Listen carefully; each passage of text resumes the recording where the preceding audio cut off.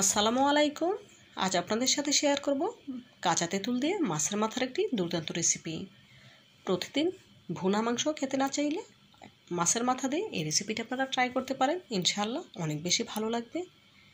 তো বন্ধুরা, কথা না বাড়িয়ে রান্নার মূল প্রস্তুত প্রণালীতে যাওয়া যাক। মাছের মাথা রেসিপিটি রান্না করার জন্য এখানে একটি গ্লাস কাপ মাছের মাথা নিয়েছি। দেখেই বুঝতে পারছেন, মাথাটি খুব ভালোভাবে ধুয়ে পরিষ্কার করে নিয়েছি।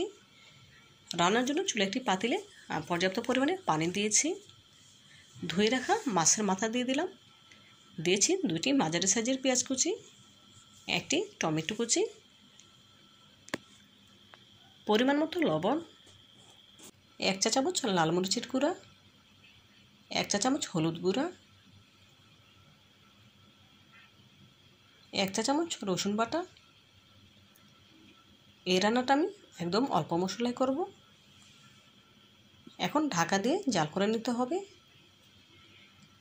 গ্যাসের ফ্লেম হাই হিটে রেখে রান্নাটা করে নিচ্ছি। বন্ধুরা, মাছের মাথার এই রেসিপিটি খেতে যে এত বেশি মজা হয় আপনারা না খেলে বুঝতেই পারবেন না। একবার হলেও আমার রেসিপিটি ফলো করে এভাবে মাছের মাথা দিয়ে রেসিপিটি করে দেখবেন, ইনশাআল্লাহ অনেক বেশি ভালো লাগবে। দেখুন বলক চলে এসেছে, ঢাকা তুলে নিয়েছি। এখন মাছের মাথা উল্টে নেব যাতে করে সব দিকে সমানে সেদ্ধ হয়। আবারও ঢাকা দিয়ে মাছের মাথাটা পুরোপুরি সেদ্ধ করে নেব।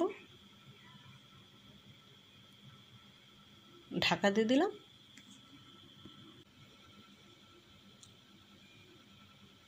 দেখুন এই পর্যায়ে ঢাকা তুলে নিচ্ছি।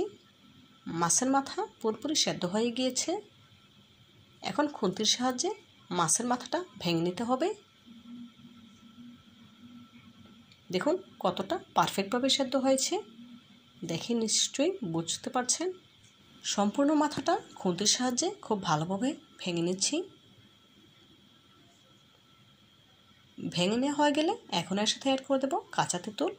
এই তেঁতুলটা ফ্রিজে ফ্রোজেন করা ছিল, ওপর থেকে খোসাটা ছাড়িয়ে নিয়েছি। কাঁচা তেঁতুল ফ্রিজে ফ্রোজেন করে রাখলে খোসাটা খুব সহজেই ওঠানো যায়। এখন একটু নেড়েচেড়ে নিয়ে ঢাকা দিয়ে পুরোপুরি রান্নাটা কমপ্লিট করে নেব।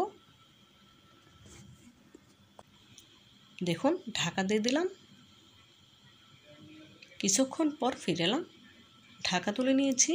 এই পর্যায়ে মাছের মাথা এবং তেঁতুল সম্পূর্ণ পুরোপুরি সেদ্ধ হয়ে গিয়েছে, দেখেই বুঝতে পারছেন।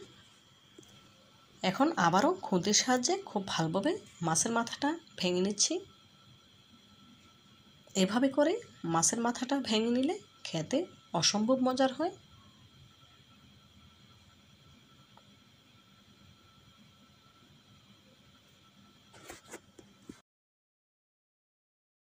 দেখুন বন্ধুরা, এই পর্যায়ে ঝোলটা কিন্তু অনেকটাই কমে এসেছে। এখন এর সাথে কিছু ধনেপাতা কুচি অ্যাড করে দেব।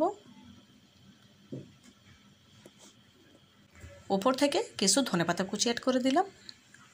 এখন নেড়েচেড়ে মিশিয়ে নেব। অবশ্যই লবণটা চেক করে নিতে হবে।